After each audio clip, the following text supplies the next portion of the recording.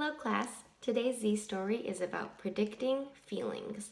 And in case you've never heard of the word predicting before, it's when you're not sure what's going to happen, but you're making a guess about what you think is going to happen. Or in this case, since we're talking about feelings, what you think someone feels. So before we start the story, think about this. If you saw someone get hurt, how would you guess that they might feel after that? Maybe sad or mad that they're hurt. And now think about if you saw someone get a really fun gift for their birthday, how do you think or predict they might feel?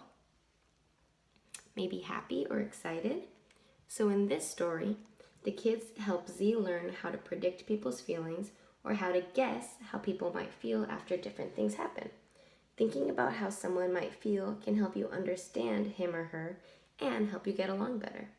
As you listen to the story, pay attention to the times Z or the kids predict or make a guess about how someone else is feeling. One afternoon, Annie, Gabriel, and Z decided that it would be a lot of fun to play with some clay.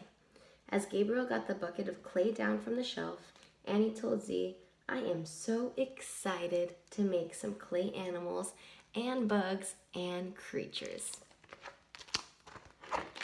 But when Gabriel and Z opened the bucket of clay, they saw that it was dry and hard. "Annie is going to be so sad that we can't use this," said Gabriel to Z. Then they brought the bucket over to show Annie.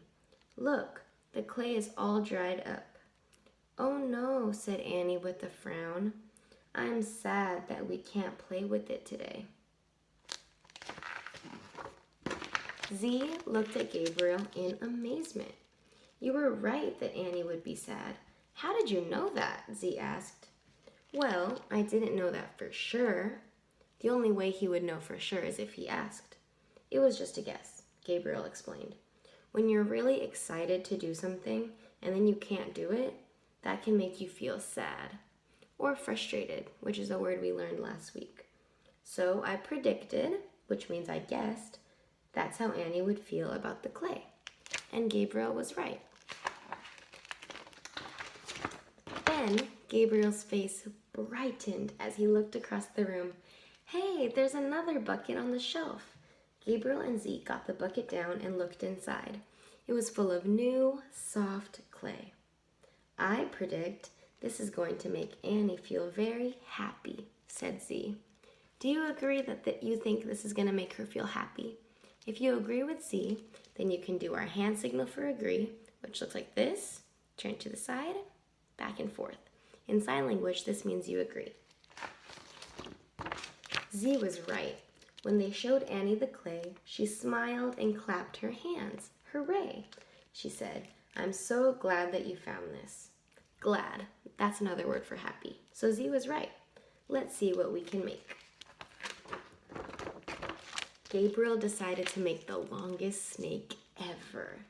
He rolled the clay into a long, thin rope, but when he tried to pick it up, it broke.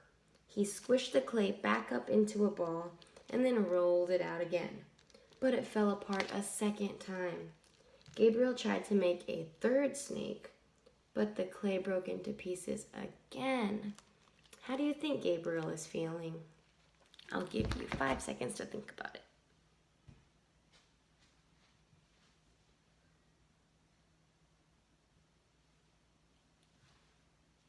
I think Gabriel might be feeling mad or sad or frustrated. There's a lot of different things he could be feeling. Z whispered to Annie, "I think that Gabriel is feeling mad because the clay won't stay together." "That's a good guess," replied Annie. "Let's find out how he feels. And the only way you can find out is by asking." When Z asked Gabriel how he felt, Gabriel sighed and said, "I'm kind of mad that I can't make a snake that won't fall apart." Annie suggested that Gabriel make a big, thick snake instead of a thin one. He tried her idea, and the snake stayed in one piece. "I finally did it," said Gabriel. "I think you must feel really proud," said Z. Gabriel agreed that he did. Then Annie showed Z what she had made. It was a creepy, crawly bug. Z shivered a little and said, "Ew, that's scary. I don't want it by me." "Okay," said Annie. "I'll put it on the other side of the table." "No, don't put it by Gabriel," exclaimed Z. "I think he'll be scared too." So Z is predicting that Gabriel is going to be scared. But Gabriel picked up the creepy crawly bug and said, "Oh, cool! You made a doodle bug." Z was puzzled or confused. "But I thought you would be scared of it like me." Gabriel shook his head. "Some people are scared of bugs, but I think they're pretty neat. Sometimes people feel differently about the same thing, so that's why you should ask them how they feel to know if your guess is right. So you can predict, like Gabriel did, but you won't always be right.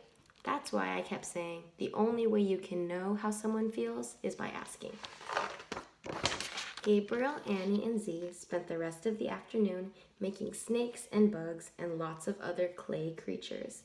They all thought that they would be very happy to do this again sometime. And Z says all together, "Whenever we're together, my friends help me discover how children on earth get along with each other." Z wants all of you to remember that it's important to think about how others might feel and that everyone can feel differently. And now I'm going to write down what I learned from the story. And I learned that I can predict feelings. So I'm going to start off my sentence with the capital or uppercase I, two-finger space, our sight word can, C-A-N, and two-finger space. Now this is a big word, but I can always sound it out. Predict. P-R-R-E-E, D-D-D, I-C-C-T. I can predict, two-finger space, and I run out of space, so I'm going to go start here. Feelings. F-E, E, and there's two E's. L, L, I, N, N, G, G, S. And is this sentence done? I can predict feelings. All of my words are there, but I still need a period to end the sentence. I can predict feelings. And I want to draw when Gabriel was getting frustrated because he couldn't make a snake. So I'm going to show an expression like this.